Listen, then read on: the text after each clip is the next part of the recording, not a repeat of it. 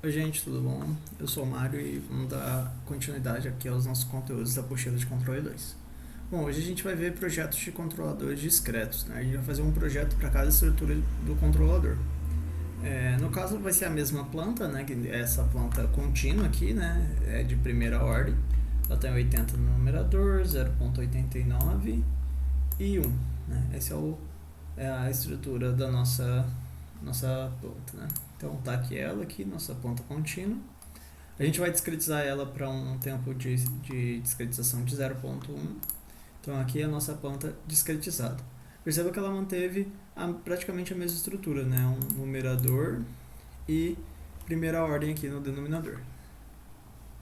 Bom, a gente vai usar nossa função step_sz para a gente ver a diferença entre o contínuo e o discreto. A gente vê que tem uma pequena diferença, né? Mas o tempo de discretização está adequado, né? A gente não perde muita informação. E como ela é uma planta de primeira ordem, acho que está tranquila essa discretização que a gente fez. Bom, agora vamos analisar os requisitos, os parâmetros da planta. Então, aqui, né, o erro estacionário não é muito significativo aqui pra gente, porque quando a gente dá uma amplitude 1, ela estabiliza aqui mais ou menos em 80, né? Então, pra gente aqui não significa muito esse erro estacionário. O overshoot dela é 0, tempo de estabilização 3.5, né? Então ela estabiliza mais ou menos aqui. Aqui tem tempo de pico, tempo de subida. A gente não vai utilizar muito aqui. Esse valor de estabilização é praticamente 80, né? Bom, e aqui a gente vai ver o PZMAP dela, né? Então, como ela é uma planta de primeira ordem, ela tem apenas um polo aqui em 0,89, mais ou menos, né? Então é uma planta bem tranquila da gente controlar, né? Bom, a gente vai fazer um projeto de cada controlador e todos vão ter o mesmo requisito, certo? Para fazer esses projetos, para fazer o projeto de controlador, a gente criou uma função para cada estrutura do controlador, né? Então aqui para o PD, a gente criou essa função que chama SysAutoPD. Essa SysAutoPD, basicamente, ela é análoga a SysAuto do MATLAB, né? E o que a gente faz nela? A gente cria, né, o nosso controlador com aquela estrutura que a gente viu no vídeo passado, porém a gente passa um tempo de discretização para esse controlador, que no caso é o mesmo tempo de discretização que a gente tem que usar que a gente usa nas plantas, né, que a gente está querendo controlar. Daí aqui no SysAuto, na função, a gente tem três parâmetros, né? A gente tem esse parâmetro C, que seria o posicionamento do polo da planta, né? A gente tem o posicionamento do zero ajustável na planta. A gente tem esse parâmetro K, que seria o ganho proporcional da planta, né? O ganho direto. Não o valor do KP, mas sim o valor do ganho, né?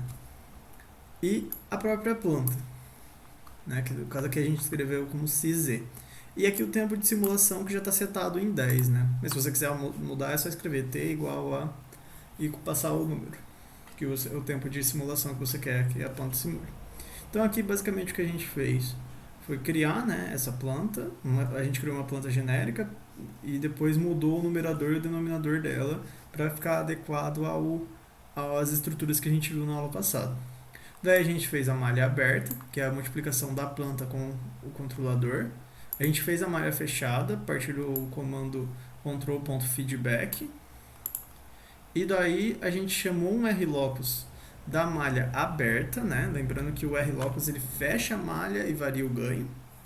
E plotou um step com os parâmetros, né? Com os requisitos, para a gente comparar com os requisitos de projeto. Basicamente é o que o SysAuto do MATLAB faz, né? Quando a gente roda ele lá, ele plota um step e plota um RLTool do nosso controlador. Só que a vantagem dessa função é que aqui a gente consegue já usar o SysAuto com o controlador que a gente quer e a gente garante que está na estrutura do controlador que a gente quer, né? E assim, analogamente aqui ao SysOuto PD, eu fiz um SysOuto PI e um SysOuto PID, que eu já vou explicar o funcionamento mais pra frente, mas o funcionamento deles é basicamente o mesmo, né?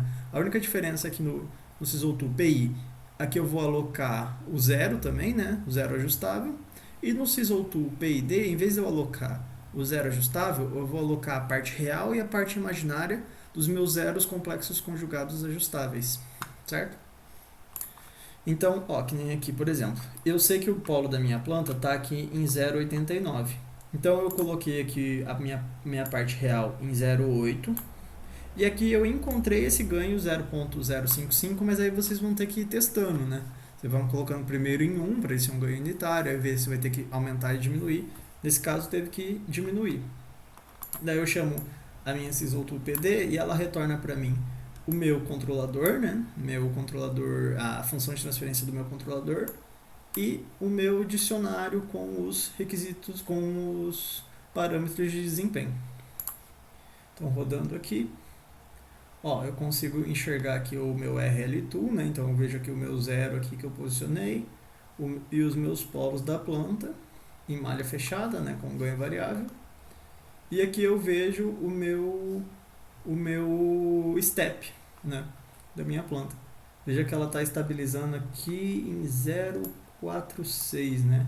Isso aqui deveria ser mais próximo de 1, mas como não tem nenhum requisito de erro estacionário, então a gente vai desconsiderar isso por enquanto. Mas aqui o nosso overshoot ficou em 0 e o nosso tempo de estabilização foi 1,9. Aqui é interessante a gente ver que o overshoot está em 0 porque ele compara com 1, né? Mas tem um pequeno overshoot aqui que eu imagino que não passe do limite estabelecido, né? Mas como aqui o overshoot estava menor que 5 e deu 0 aqui nessa configuração, vamos colocar que está aceitável, né? Para o que a gente quer.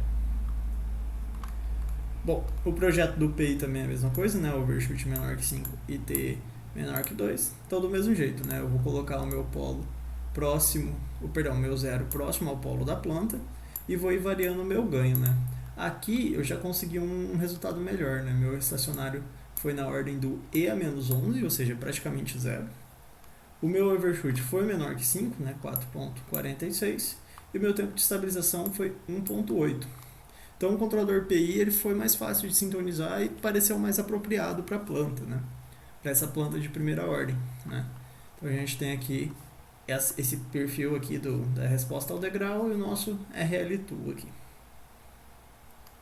E para o PID, ele é um pouquinho diferente, né? Esse primeiro parâmetro que eu passo aqui é a parte real do meu zero ajustável e o segundo é a parte imaginária do meu zero ajustável.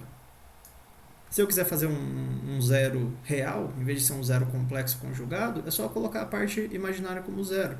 Mas geralmente quando você faz um PID, você quer que seja um zero complexo conjugado, né? E aqui esse é o valor do ganho. E aqui ele me retornou, ó, vou rodar aqui. Ele me retornou um overshoot de 1,40, um tempo de estabilização de 1,9. E aqui é o perfil da planta. Você vê que ela tá um pouquinho irregular, mas é questão de fazer ajuste, né?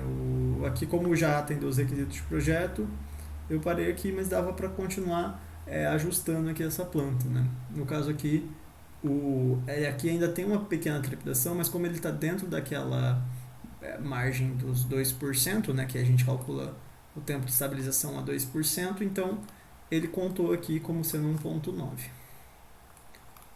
Bom, é assim que utiliza aqui essas funções que a gente fez para fazer projetos de controladores. É bem similar ao SysOuto do MATLAB, a única diferença é que ele não tem uma interface gráfica, né? Você vai ajustando aqui nos parâmetros mesmo. Mas você consegue ter um controle bom assim, né? Você coloca